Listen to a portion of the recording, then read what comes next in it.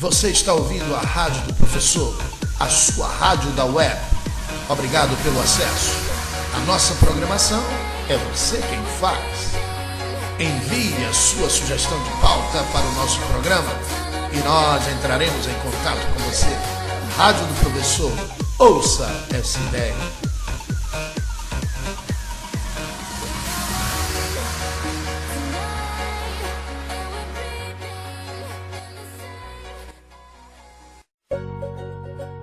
O melhor do Google agora na sua mão. Avisa se você vai chegar a tempo no cinema, se vai precisar de um casaco e até onde jantar depois do filme. Com apps, games, filmes e livros para você se divertir quando e onde você quiser. Um smartphone com uma câmera diferente de qualquer outra que você já viu, capaz de registrar seus momentos em todas as direções. Esse smartphone só poderia ser o Nexus 4, o smartphone do Google. Descubra. Olá, bom dia! Estamos abrindo o ano de 2014 com a edição de número 41 do programa Bom Dia, Professor, aqui pela sua rádio da web, a Rádio do Professor. Ouça essa ideia.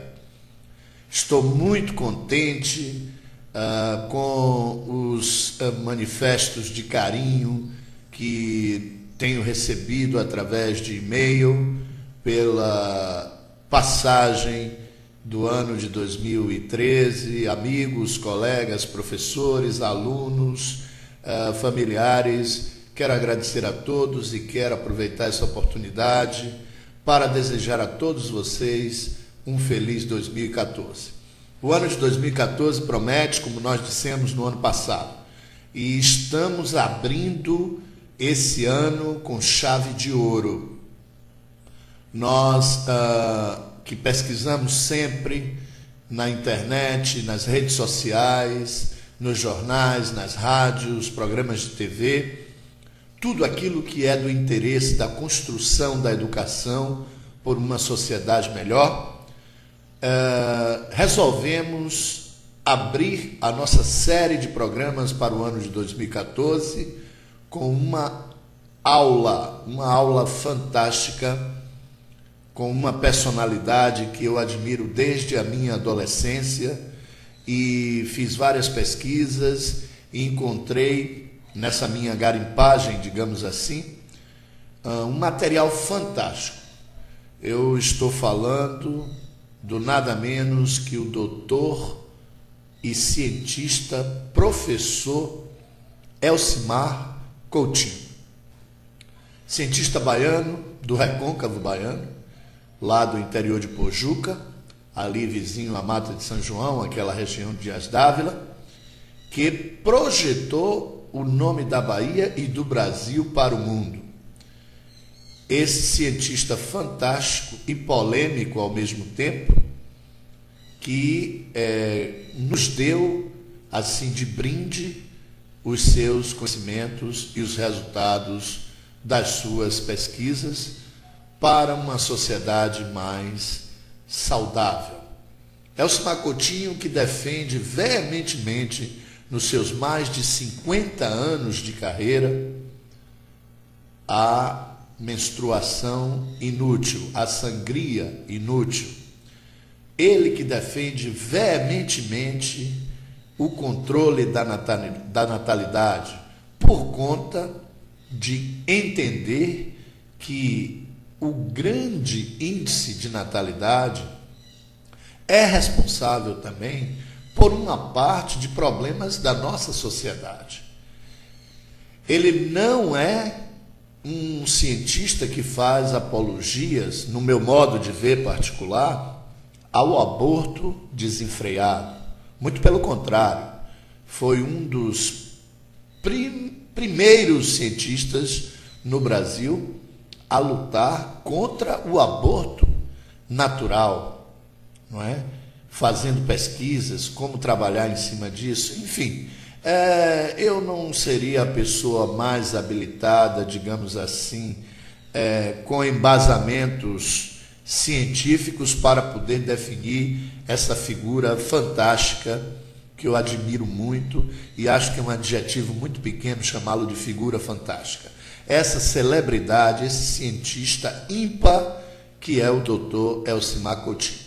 Então nós pesquisamos e encontramos aí nas redes sociais o programa Conexão Dávila, do repórter e apresentador Roberto Dávila, renomado, que já entrevistou várias personalidades nacionais e internacionais, e também tem uma postagem, tem inúmeras postagens na internet de vídeos de sua entrevista com o doutor, professor e cientista Elcimar Coutinho. Então, todos os créditos autorais dessa exibição que nós vamos fazer é do programa Conexão Dávila. Então, eu ouvi essa entrevista, fiquei fascinado, como sempre fui fascinado, com a clareza e a simplicidade que o professor Dr. Elcimar Coutinho consegue explicar fenômenos científicos. E vou brindar especialmente as mulheres. Fizemos então um programa que não vai ser um só, é um programa de uma série de 4, talvez 5, porque a entrevista é muito extensa, e por essa razão, durante a exibição dessa série, não teremos o Bom Dia Musical e o Bom Dia Culinária, que fazem parte da formatação original do nosso programa. Então, dedicamos esse programa às mulheres, às minhas queridas alunas e alunos do ensino médio, que procurem ouvir essa entrevista e aprender, não é, com esse grande professor e cientista que é o Dr. Elcimar Coutinho. A gente tem visto aí uma estatística muito grande de adolescentes que engravidam prematuramente e, obviamente, que isso traz complicações e consequências. Acho que, além de ser uma aula fantástica, essa série de programas do Dr. Elcimar Coutinho, que nós vamos exibir a partir de hoje, brindando você, é uma aula para todos os meus colegas professores de Química, professores de Biologia, professores de Língua Estrangeira, professores de Sociologia, de Filosofia, de Língua Portuguesa, de Arte. É um banho de cultura, porque ele, com a sua sabedoria, com a sua forma eclética de expor os seus conhecimentos, consegue abordar todas as áreas do conhecimento. Então, sem maiores delongas, está no ar mais um programa Bom Dia Professor, a primeira edição do ano de 2014. Hoje, domingo, dia 5 de janeiro, nós estamos brindando vocês com essa entrevista fantástica. Com vocês, Conexão Dávila e o doutor, professor e cientista Elcimar Coutinho.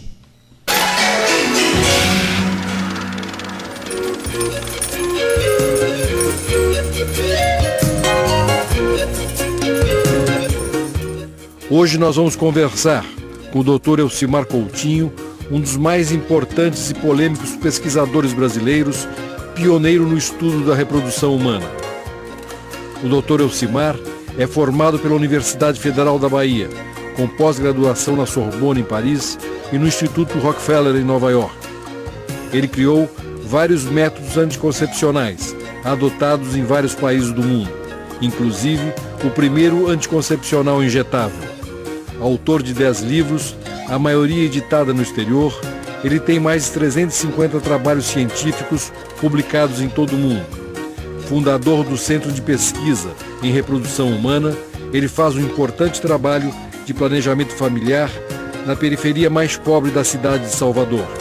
A minha conversa com o Dr. Elcimar Coutinho foi no Copacabana Palace, no Rio de Janeiro, e começamos falando do início de sua vida.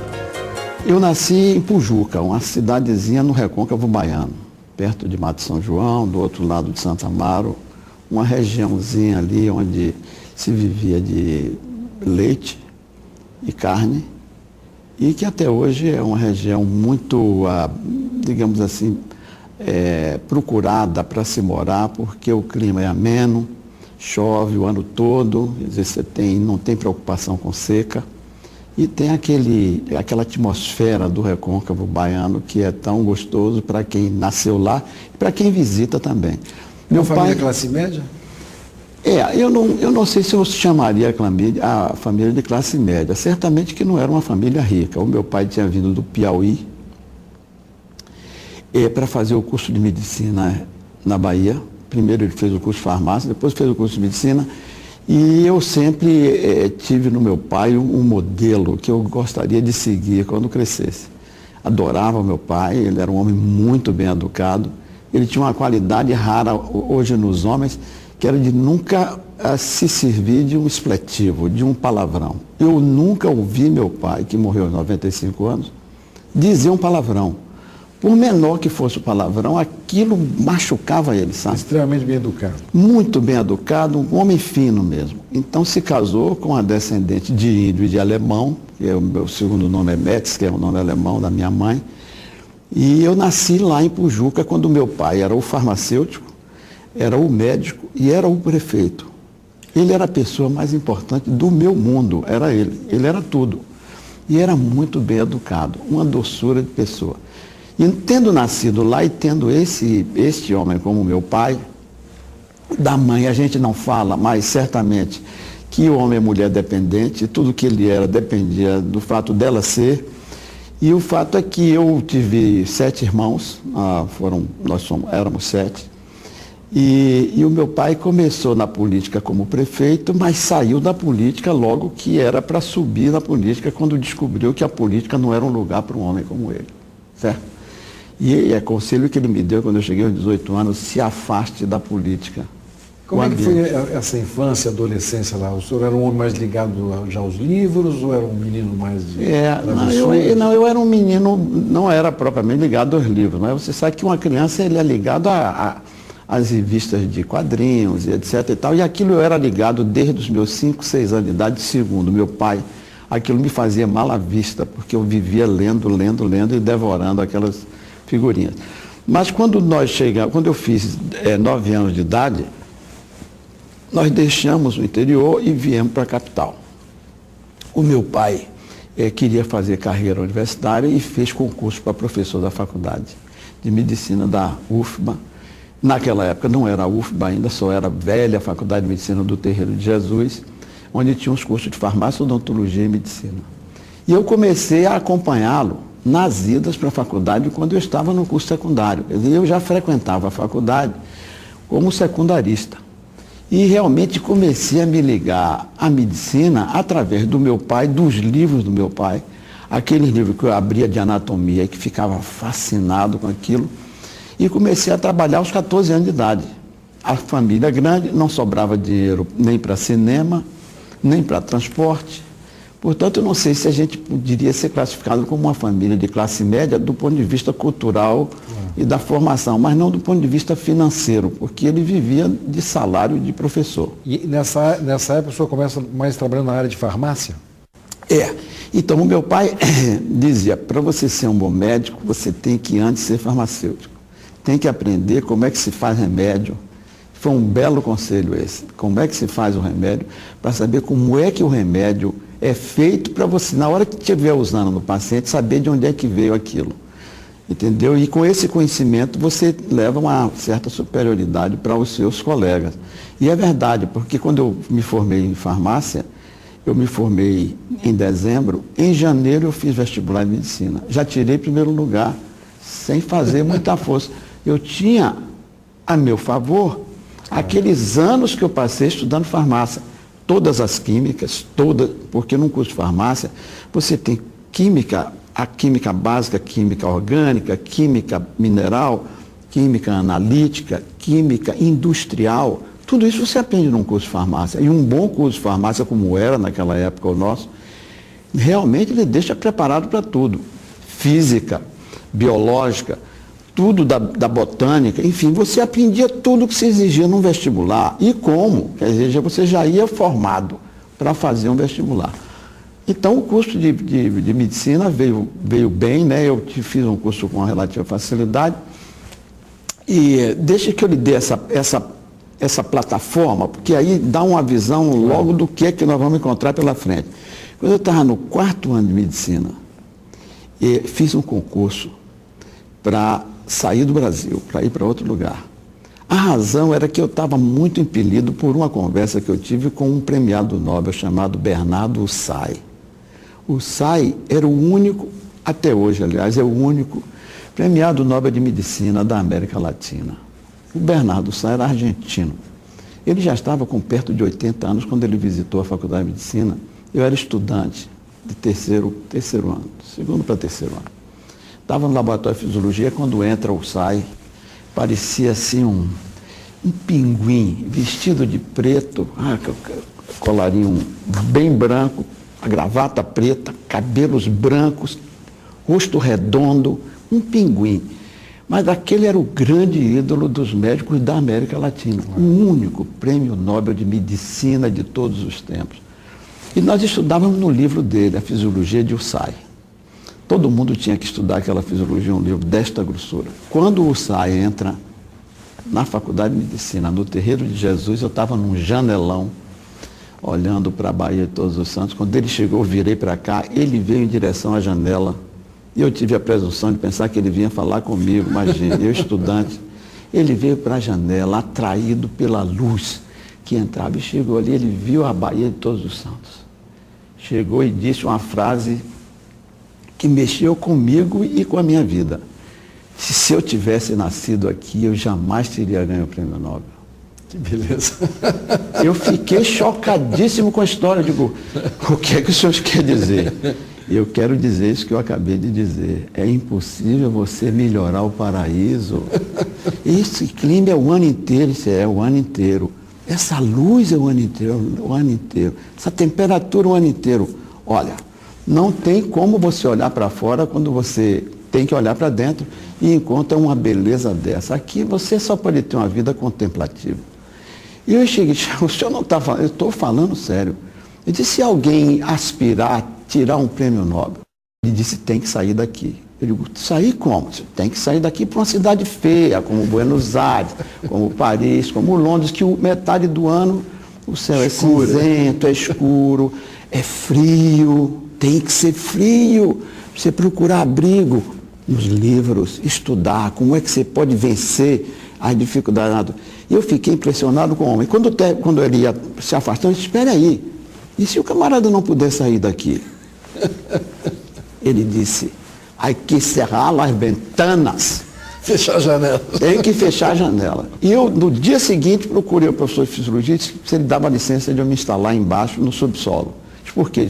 O Ussai me disse que eu teria que fechar as janelas. E lá embaixo nem janela tem. Disse, mas também naquele tempo não tinha ar-condicionado. Faz um calor terrível. Se eu levo um ventilador, me instalei. E desde aquele tempo, isso há mais de 50 anos atrás, até hoje, todos os lugares que eu trabalho, as janelas estão fechadas. Não, a única maneira de você trabalhar na Bahia, fazer ciência, fazer pesquisa, escrever, é fechando as janelas, porque a beleza é uma beleza eterna. Por isso as artes lá, né? Por isso a música, por isso aí é outro tipo de... Exatamente, mas isso é para o lazer, é para gozar a vida, não é para você resolver problemas. Você não tem problema para resolver. O indivíduo pode passar o ano de calção na praia, o peixe é grátis. O peixe é grátis, a banana também, o coco também. Não precisa mais nada, as mulheres estão ali sorridentes, aderindo a esse tipo de... Então, por isso você tem lá músicos, compositores, sambistas, etc. Uma fonte inexaurível de gente assim. Mas você sabe, quando eu terminei, quando eu estava no 4º ano, comecei a fazer tudo que era concurso, para ver se arranjava uma bolsa da fora. Meu pai não podia financiar a minha ida para o exterior. O senhor foi para a França? Eu ganhei um concurso para ir para os Estados Unidos. Essa é a parte mais interessante, porque eu ganhei um concurso para ir para os Estados Unidos, da Associação Brasil-Estados Unidos. era uma prova de inglês, era uma prova de 6 horas escrita, mas era uma prova de fonética. Você tinha que escrever como você pronunciava as palavras. Eu ganhei o concurso. Do Norte-Nordeste eu fui o cara que ganhou. E eu tinha direito de escolher a universidade que ia estudar. E eu tinha um sonho de frequentador do cinema de ir para a Califórnia. Queria a Universidade da Califórnia. Ou talvez uma universidade da Califórnia que não fosse a UCA, mas eu queria ir para Queria ir para um lugar diferente, mas não tanto. Não tanto, não exagerar, né? Eu digo, lá faz frio no inverno e tal, mas nem tanto e eu vou aguentar. Pois bem, fiz o concurso e ganhei. No dia que eu ganhei, eu fui festejar o concurso com os meus colegas, que eram sobrinhos de Anísio Teixeira. Grande educador. Anísio Teixeira era o fundador e presidente da CAPES naquela época. Ele era o homem mais poderoso do Ministério da Educação. E Anísio já me conhecia, porque eu já trabalhava desde os 14 anos. Quando fiz 15 anos, fui para o Serviço de Águas e Esgotos trabalhar em água, você saber que bactérias tinha na água, etc. Fiquei lá uns 3 anos. Depois fui para o Colégio da Bahia ser ajudante de instrutor de Química. E quando entrei para a faculdade, entrei para o Exército para fazer CPOR, Anísio já me conhecia, que já tinha me nomeado para o colégio. E o irmão de Anísio, o Nestor Duarte, era um grande político baiano, e ele era amigo de Otávio Mangabeira, e era deputado federal. Cunhado de Anísio Teixeira, casado com a irmã de Anísio. E então, quando eu cheguei na casa dele, ele estava viúvo, o Nestor Duarte, e os filhos dele, Marcelo Duarte, que foi deputado do PMDB e que hoje é vice-prefeito de Salvador, estudava Direito, e o irmão dele, Francisco, estudava Medicina comigo. Nós estávamos fazendo a festa, entra o Nestor Duarte e ele disse, que é isso? Vocês aqui bebendo champanhe, esse é o estudo de vocês? Eu disse, não, não reclame não, nós estamos festejando. Aí diz o Chico, que Elcimar ganhou uma bolsa para ir para os Estados Unidos. E ele ficou revoltado, disse, que conversa é essa? Eu digo, você está no quarto ano de medicina, você vai abandonar o curso? Eu disse, eu vou. Eu tenho que sair daqui, eu tenho que estudar fora. Ele chegou e disse, mas não vai para os Estados Unidos, vai voltar especialista no ouvido esquerdo, não vai fazer uma coisa dessa. Você tem que aprender primeiro as humanidades, você tem que ir para a França, você tem que ir para a Inglaterra, você tem que ir para a Europa, você não vai para os Estados Unidos. Eu digo, mas eu ganhei uma bolsa dos americanos. E ele disse, vocês vão ouvir de mim. Deu meia volta e saiu, zangado, bateu a porta e tal. 48 horas depois eu recebo um telegrama de Anísio Teixeira, dizendo que o Ministério da Educação tem a satisfação de conceder a Vossa Senhoria uma bolsa de 1 ano para ser utilizada na Sorbonne, em Paris e tal e coisa.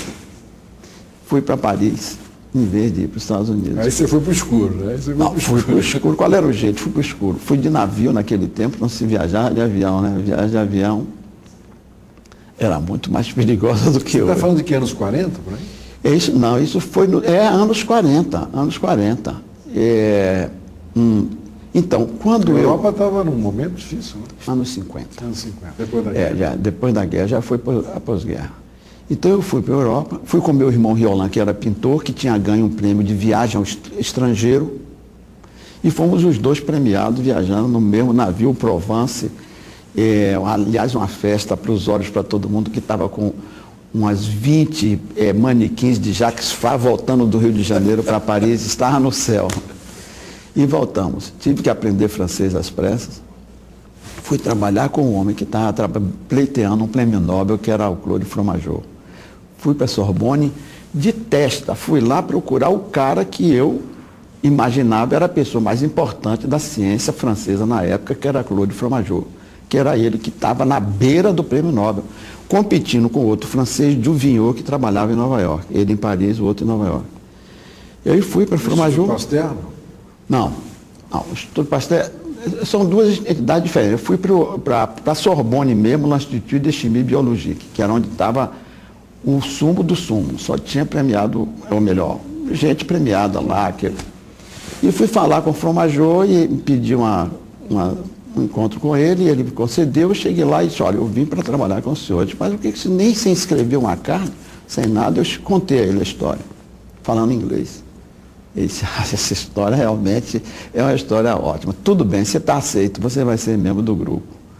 me conseguiu o direito de comer de graça nos restaurantes da Universidade de Paris, me matriculou na Faculdade de Medicina para eu assistir às aulas e não perder o ano, e eu fiquei em Paris. Acabei casando com uma francesa, depois que voltei, fui a minha primeira mulher e tive 3 filhos. Você tinha 20 e poucos anos? Tinha 20 e poucos anos. E aí começou minha vida logo. Eu me formei médico, fiz concurso para a faculdade e me tornei professor rapidamente. Fui professor catedrático com 30 anos de idade.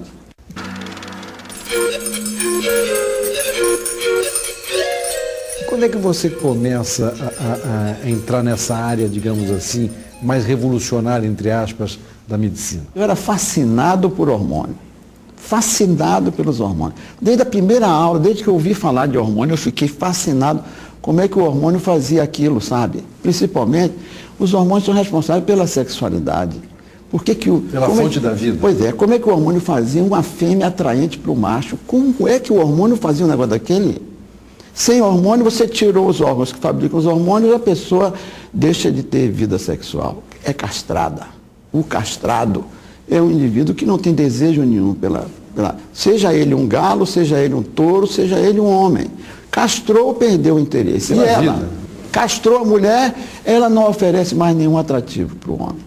Quem comanda o corpo da mulher eram os hormônios. Tudo isso eu aprendi logo de entrada, quer dizer, que eram os hormônios. E o que são os hormônios? Os hormônios são substâncias, são moléculas especiais fabricadas por essas glândulas chamadas endócrinas. E os hormônios femininos e masculinos são fabricados pelas gônadas, testículos e ovários da mulher. E esses hormônios têm uma peculiaridade, é que eles têm uma estrutura molecular única, que serve a vários objetivos na vida do animal. O bicho não pode passar sem aquilo. A gente chama de substâncias aromáticas, porque eles têm uma estrutura molecular fechada. É um corpo orgânico. Tem um odor ou não? Não precisa ter odor, não. Ele gera odores. Você dá uma injeção de estradiol não tem cheiro. Você dá uma injeção de estradiol numa cadela, 2 horas depois, os cães todos da redondeza vêm atrás dela, por causa dos odores que emanam dela. Atrai para ela, certo? Você castra uma cadela, mete ela aqui, passa no meio dos cães e ignoram ela. Você pega essa castrada, injeta 1 miligrama de estradiol e traga ela amanhã e solte ela aqui para você ver a revolução que ela provoca. Ela muda tudo. Esses odores emanam da mulher e são concentrados na área genital. Nós começamos a ficar dependentes das mulheres quando atravessamos a vagina da mãe da gente. Você tem 20 mil receptores nasais virgens na hora que nasce. E eles são ativados quando você passa no canal vaginal. Tá? E quando você passa no canal vaginal, você passa a gostar desse cheiro de fêmea mais do que qualquer outro cheiro. Quer dizer, não tem nada que bata aquilo, certo? Então, você sabe que eu tenho uma posição, nesses últimos 20 anos, de condenar os perfumes. Perfume na alcova é uma burrice fenomenal. O desodorante é uma grande desgraça. Quer dizer, o perfume exótico, naturais, né? O perfume exótico desarma o macho, ele não reconhece a fêmea dele. Tem uma postura municipal em Paris que manda botar perfume nas cadelas para passear na rua, para não criar vexame. Você bota um perfumezinho, ela não é nada. Não pertence à espécie canina, deixou de pertencer. Mesma coisa com mulher. Então, eu fascinado pelos hormônios, comecei já em farmácia a me tornar um especialista em hormônios, como dosar hormônios na urina, naquele tempo não se dosava no sangue, como identificar os hormônios através de reações químicas e tal, como dosá-los e tudo isso. E fiquei um grande sabedor daquela parte básica do hormônio, da natureza do hormônio. Então, quando fui para o curso médico, fui logo trabalhar na fisiologia dos hormônios, como é que eles vão funcionar. E daí para frente era só os hormônios que me interessavam. Quando eu fui trabalhar com o Fromageau, sabe qual era o trabalho da equipe dele toda? De estabelecer a estrutura molecular da ocitocina, que é um hormônio fabricado na hipófise que faz o útero se contrair para o filho nascer. E faz a mama se contrair para o leite ejetar na boca do bebê, que quando o bebê nasce, ele não suga, ele encosta a boquinha. E basta triscar assim o dedo no mamilo da mulher que o leite ejeta. Quem faz isso é a ocitocina fabricada na hipófise. Esse hormônio, a ocitocina, era uma das coisas, se eu puder, botava um retrato da ocitocina lá, trabalhei com ela na determinação da estrutura molecular. Quando voltei para o Brasil e que me formei médico, eu fui para os Estados Unidos, ganhei uma bolsa da Rockefeller Foundation, me tornei Rockefeller Foundation Fellow e fui como Guest Investigator para a maior instituição de pesquisa dos Estados Unidos, que era o Rockefeller Institute for Medical Research. Hoje se chama Rockefeller University. Tinha 18 premiados Nobel trabalhando lá e eu almoçava com eles, jantava com eles. Bebia aquela fonte. Velho, que coisa diferente. E todos estavam certos que eu não voltaria mais para o Brasil. Ninguém achava que eu voltava para o Brasil. Você era baiano, não conheciam a Bahia. Aí é que está o segredo. Não conheciam a Bahia. Os cheiros, né? Tudo. E aí voltei para a Bahia, fiz concurso, me tornei professor. E eu, para ficar aqui, eu tinha que continuar as pesquisas. Comecei na França, com a ocitocina, e comecei nos Estados Unidos, onde trabalhei com o homem que descobriu a progesterona, que é George Corner. O que é a progesterona? A progesterona é o hormônio que faz a mulher manter a gravidez até o fim. A progesterona é que inibe as contrações do útero durante a gravidez. Sem progesterona, a mulher aborta. E foi trabalhando com a progesterona e com derivados da progesterona, graças à minha, digamos assim, a minha formação de especialista lá no Rockefeller Institute, em Nova York, que a primeira progesterona sintética que saiu me foi oferecida para eu pesquisar o efeito dela para impedir o parto prematuro. E o parto prematuro naquela época era grande drama e a vergonha dos médicos do mundo inteiro, porque no momento que começava um parto prematuro, você não poderia impedir que ele fosse até o fim. E a mulher perdia, naquela época, a coisa dramatizou-se quando John Kennedy perdeu o último filho dele, a Jacqueline, teve um parto prematuro, e nenhum médico americano pôde impedir que o útero expulsasse aquele feto. Isso é nos 60. Né? Aquilo era o objetivo de todos, é encontrar uma forma de frear o útero. E quando foi sintetizado? Bom, por que a progesterona não impedia isso? Na mulher, a progesterona tinha uma meia-vida muito curta, de 5 minutos, 6 minutos. Nos outros animais, não, a vida dela é de 24, 48 horas e por isso você dá progesterona, o bicho não aborta nem pare antes da hora.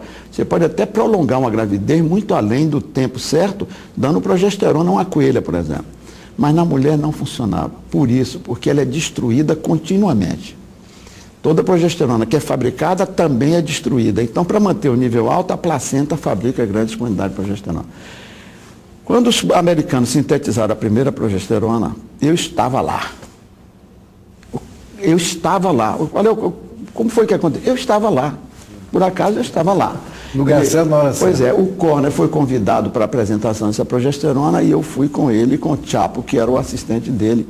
Pegamos o automóvel, fomos para Chicago, fomos para Kalamazoo para ver a progesterona sintética. Ela não é destruída no corpo. Vai funcionar. E aí eu lá, era o único estrangeiro, que só tinha americano lá, eu levantei a mão e disse, eu quero fazer as pesquisas clínicas também. Aí eu fui engajado com um grupo de mais 4. Primeiro fiquei em Nova York fazendo as pesquisas lá. E as pesquisas não davam certo. Eu digo, olha, quando eu voltar para o Brasil, eu vou ter uma matéria-prima ótima para trabalhar, que são as mulheres da maternidade que estão em trabalho de parto prematuro. Não tem salvação para elas. Voltei, trouxe o remédio para cá. E aí eu dava para elas doses altas de progesterona sintética. Não funcionou. E quando não funcionou, eu fiquei bem desesperado. Como é que não funciona? Não tem explicação para não funcionar. As mulheres abortavam? Abortavam e tinham partos prematuros. Eu estou desmoralizado. Convoquei todos os médicos de Salvador para me encaminharem os pacientes de parto prematuro e não resolvi o problema delas. Procurei mudar de área. Tinha uma outra teoria que dizia que o problema era da ocitocina. E a maneira de... A ocitocina, sim, claro. Que fazia o útero contrair, e a progesterona não tinha força de impedir isso. E como eu também entendia de ocitocina, e bom, vou inibir a ocitocina. Se inibe a ocitocina com álcool. Quando você bebe álcool, você inibe a ocitocina. Se a mulher estiver amamentando, se beber muito álcool, o leite acaba. Quer dizer, o leite não é ejetado. E o leite não é ejetado e ela também terá problemas uterinos, né? Porque é a ocitocina que faz o útero contrair. Então, passei uma outra etapa de minha vida usando o inibidor da ocitocina, que era o álcool. Fazia álcool intravenoso nas pacientes e funcionava. Parava o trabalho de parto prematuro. Foi, aliás, o ano mais alegre que eu já passei fazendo pesquisa, trabalhando com álcool. Você não podia injetar na veia em todas as pacientes, você dava para beber, né? Então levava caixas de uísque para lá para ver se você dava a dose. O paciente chegava em trabalho de parto prematuro, você dava uma boa dose de uísque. Ela começava a rir. Que coisa. É. O pior é que os médicos também bebiam, as enfermeiras, e aqui ficava aquela farra lá na maternidade, a polícia vinha. Tem uma história longa para contar, 1 ano fazendo isso. Mas enquanto nós fazíamos o trabalho com álcool, as pacientes que tomaram a progesterona sintética para não abortar, começaram a voltar, me procurando, dizendo que depois daquela injeção elas nunca mais menstruaram. E digo, meu Deus, o que foi que eu fiz? E aí, manda buscar todas. Aí convocamos todas as mulheres que tinham tomado a medroxprogesterona, a sintética.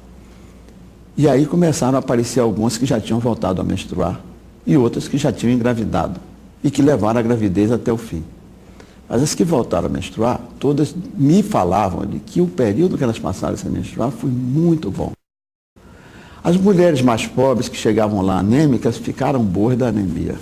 Você começou a ver um outro panorama. Havia outro panorama. Primeiro que de repente eu tinha descoberto um anticoncepcional injetável de longa duração, o único que existe até hoje. E cuja duração era proporcional à quantidade injetada. Se dose de 50 miligramas, ela ficava sem ovular e sem menstruar 1 mês. Você vai para 150, 3 meses. Isso é pré-pílula? Isso foi logo depois do lançamento da pílula. Injetável desse tipo não tinha. Veio Newsweek, veio Time, Life, veio para a Bahia para fazer entrevista comigo. Eu publiquei nos Estados Unidos e foi uma grande comoção internacional. Mas também uma grande controvérsia. A controvérsia se instalou logo. Eu aprendi um monte de coisas naquele ano em relação aos brasileiros e a atitude dos meus colegas médicos, da religião e tudo, porque eu não trabalhava em contracepção e tinha inventado um anticoncepcional infalível. Ele não falhava e lhe dava contracepção pelo tempo que você quisesse, dependendo da dose. Uma dose de 1 grama dava 1 ano de amenorreia, isto é, 1 ano sem menstruar, sem ovular. E a mulher voltava a ovular, engravidava e levava a gravidez até o fim. Quer dizer, era uma coisa maravilhosa. E é até hoje. E qual é a contraindicação disso? Esse produto, antes disso, esse produto está no mercado de todos os países do mundo, com o nome de Depo-Provera até hoje. Se vende hoje mais de 500 milhões de dólares só nos Estados Unidos desse produto. E aí, eu vou lhe dizer antes, contraindicação, bom, se você quiser engravidar, não deve tomar, né? Se você faz questão de menstruar, não deve tomar. Não tem propriamente uma contraindicação. A gente contraindica como contraindica qualquer anticoncepcional. Mas me diga uma coisa, se a mulher sempre menstruou, quer dizer, a história do universo é assim, de repente você inibe a menstruação, isso não causa outros problemas para a mulher? Não, não causa. Aí é que está a história. Isso daí foi uma coisa que eu peguei, fui forçado a pegar, depois que tomei alguns tiros no pé por causa disso. Porque quando eu me tornei, assim, uma figura conhecida, porque eu dava entrevista sobre o assunto, aprendi 2 coisas terríveis que existiam aqui no Brasil e eu não sabia. A primeira é que a lei me proibia de fazer o que eu estava fazendo. O Código de Ética Médica brasileiro tinha um artigo que dizia: é vedado ao médico ensinar ao seu paciente como evitar a gravidez. Esse artigo só foi cancelado 10 anos depois que eu sofri vários processos, porque eu estava ensinando as pessoas a evitar a gravidez dando aquela injeção. Entendeu? Isso é um tiro no pé. Por que os médicos proibiam aos outros médicos de ensinar a evitar a gravidez? Certamente quem botou esse artigo lá foi a igreja. Né? Claro. E eles aceitaram. Quer dizer, era a igreja que mandava lá também, né? E aí, o outro tiro no pé é que eu quis imediatamente tirar a patente. Descobri que brasileiro não tinha direito de tirar patente de remédio, muito menos médico. E digo, como é que faz lei contra nós mesmos? Eu não acredito. E o pessoal que me queria lá nos Estados Unidos, me queria na França, venha embora, saia daí. Quando eu contava essa história, venha embora, você não vê que você não pode continuar lá? Eu digo, não, eu gostei da briga, eu vou ficar. Vou ficar lá em minha terra também, eu não vou sair. Somente porque eles querem que eu saia, eu não vou sair. E aí, eu continuei lá, e você disse, a menstruação, foi o que eu pensei, como você está pensando agora, eu pensei na época, a menstruação não vai fazer falta? Comecei a estudar o assunto. Bom, comecei conversando com a minha mãe. Minha mãe disse, eu nunca menstruei. Ah, não, eu fiquei grávida logo que me casei com seu pai, tinha 16 anos, foi sempre uma gravidez atrás da outra, eu só sabia que estava grávida quando bulia. Ah, é? Não lhe fez falta a menstruação? Deus me livre de sangrar do jeito que suas irmãs estão sangrando. Ah, primeira lição foi em casa, certo? Foi minha mãe que me deu. Não precisava menstruar. Na natureza não existe menstruação.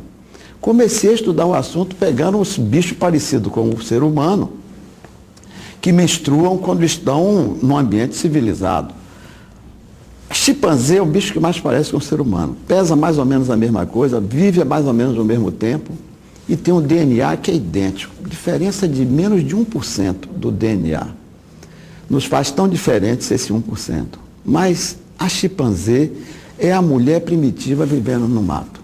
A chimpanzé não menstrua. Eu fiz um programa para o Discovery Channel baseado nisso aí, que mostrando o seguinte, quando a chimpanzé chega aos 10 anos de idade, ela ovula pela primeira vez, copula com todos os machos. Na natureza não tem fidelidade, nem casamento, nem responsabilidade pelo filho. O responsável é ela. Ela fica grávida, depois que ela fica grávida, ninguém mais copula com ela, porque ela tem um equipamento que todo bicho tem, menos o ser humano, para não copular quando não está ovulando. Que equipamento é esse que os animais têm que a mulher não tem? O equipamento é a cauda. Ela mete a cauda entre as pernas e ninguém penetra nela, estando grávida ou não estando ovulando. E quando um cãozinho vai cobrir uma cadela para copular com ela, primeiro ele cheira ela. Se ela estiver no cio, o cheiro provoca uma ereção nele. Quando ele provoca a ereção provoca comichão no pênis. E ele então vai coçar o pênis. Como ele não tem mão, ele levanta a perninha para coçar o pênis nela. Na hora que ele se apoia nela, ela tem um reflexo da lordose, que consiste em levantar o rabo e fazer uma corcova para aguentar o peso dele. Está tudo arrumado. Ele aí coça o pênis dentro dela. E aí ele ejacula. Pois bem, com os macacos é a mesma coisa. É igual, ela levanta a perna, esfrega nos machos e tal, provoca eles, desenvolvem ereção, copulam com ela. Quando ela engravida, bota o rabo entre as pernas. Fica grávida, pare e amamenta durante 5 anos. Eu tive um tio de Portugal que mamou até os 11 anos de idade. O ser humano faz isso também quando não existia outra forma. No interior, né? Você tem muito interior, entre os índios também e tal, tudo isso é possível de fazer. O fato é que, depois de 5 anos, é que o filhote abandona o peito. E só quando ele abandona o peito é que ela volta a ovular. Ela fica grávida de novo. Então, no mundo animal, a menstruação não existe. E se existir, azar da fêmea que tiver menstruação, porque o sangue é imbatível como atraente de predadores. Você pode imaginar o que é uma mulher acordar de manhã no mato, melada de sangue, e correr por ali escorrendo sangue durante 5 dias. Se entrar no rio, o peixe come. Se ela subir numa árvore, a onça vai atrás. Se ficar no chão, as formigas cobrem ela. Ninguém escapa de uma menstruação na natureza. E isso acontece mesmo. A macaquinha que não engravidou por doença ou porque não achou o macho e que menstrua, eles matam ela e comem ela. Elcimar, quem além de você faz esse tipo de trabalho? Olha, você é um pioneiro? Em cima da menstruação eu sou o pioneiro e até hoje eu sou o único. Recentemente eu o único? Eu sou o único. Eu sou o único. Isso não te assusta um pouco? Você sabe que no começo eu ficava assustado, outras vezes eu ficava orgulhoso, e puxa vida, será que o pessoal não vai enxergar isso só depois que eu morrer? E essa experiência você fez com muitas mulheres? Hoje em dia metade das mulheres não menstrua. Nos Estados Unidos eu fui o ano passado fazer uma série de conferências lá no CDC, no Center for Disease Control de Atlanta, e em Washington, no NIH, National Institute of Health, inclusive lá onde George Washington foi presidente, onde morou, lá, Stonehouse, que foi uma conferência solene, e que eu só fui falar sobre isso. E fui apresentado assim, esse é o homem que tornou possível a 1/3 das mulheres americanas ter parado de menstruar. Então não é só você que faz isso? Não. Pois não. Você está falando daquele momento. Você fala pesquisa. A pesquisa, qualquer coisa que você vê escrito sobre isso em revista científica, ou estão me citando. Outro dia eu li uma entrevista na revista Veja de uma página, dizendo é só uma questão de escolha, dizendo que as mulheres hoje menstruam ou não menstruam, dependendo da escolha dela. E aí Tereza leu e chegou no fim, não falam em você. Eu digo, o quê? Decair para eu ler? Lídia, que coisa boa! Já não sou eu sozinho, já não falam de mim, porque quando falam de mim, dá uma impressão, é aquele louco de novo, tá entendendo? Aquele louco de novo, mas você não tem a dúvida nenhuma que a menstruação é uma coisa do passado. Estamos de volta. E aí? O que achou? Deu aquele gostinho de quero mais? Não perca a edição do programa Bom Dia Professor do próximo domingo. Nós daremos continuidade a essa entrevista fantástica com esse grande ícone da ciência baiana e brasileira. É sempre bom ficar com um gostinho de quero mais. Isso não impede que você vá lá nas redes sociais e faça sua pesquisa. Mas nós já deixamos tudo aqui trabalhadinho, mastigadinho para você. E como dizíamos no ano passado, você pode ajudar a gente a fazer o programa Bom Dia Professor. Como fazer isso? Ajude dando sugestões, envie os seus comentários, faça críticas, faça elogios, diga o que a gente precisa melhorar, dê a sua sugestão de pauta e diga o que você quer ouvir aqui na Rádio do Professor, programa Bom Dia Professor, e nós entraremos em contato com você, vamos providenciar as pesquisas, e para fazer isso você já sabe. Para participar do nosso programa, você pode enviar o seu e-mail para tvdoprofessor@hotmail.com ou professoragenormeireles@hotmail.com. Meireles com um L apenas. Ligue também para os nossos telefones 8736-6164, 9274-5208, 8240-1475 ou 9612-9377. Participe, mande a sua sugestão de pauta, nós entraremos em contato com você. Rádio do Professor, ouça essa ideia.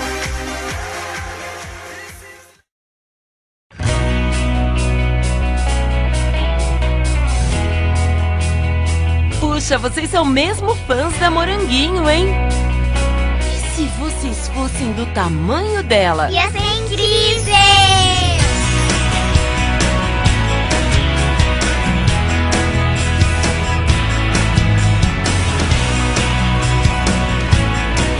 Pequena garota, grandes possibilidades. Conheça a linha Moranguinho. Bom, pessoal, agora estamos de volta. Nosso último bloco, e eu quero agradecer imensamente a todos vocês que estão aí do outro lado, né, do seu computador, ouvindo a gente pela rádio do professor, a sua rádio da web. Quero desejar um domingo muito feliz para todos, promova a liberdade, faça da educação um assunto de família, discuta a educação. Trabalhe isso com seus filhos, trabalhe isso com seus vizinhos, com seus colegas, na empresa onde você atua, no seu trabalho, no seu dia a dia. Enfim, promova a liberdade. Seja feliz, aproveite bem o seu domingo, vá passear, fique em casa, prepare a pipoca, assista a TV do professor, divulgue o programa Bom Dia Professor na sua rede de contato. Seja feliz. Faça o que você quiser. Nós estamos aqui para celebrar junto com você a liberdade e a educação. Então, fiquem todos com Deus. Um beijo grande, tenham um bom domingo e até o próximo programa. Tchau, pessoal. Você está ouvindo a Rádio do Professor, a sua rádio da web. Obrigado pelo acesso. A nossa programação é você quem faz. Envie a sua sugestão de pauta para o nosso programa e nós entraremos em contato com você. Rádio do Professor, ouça essa ideia.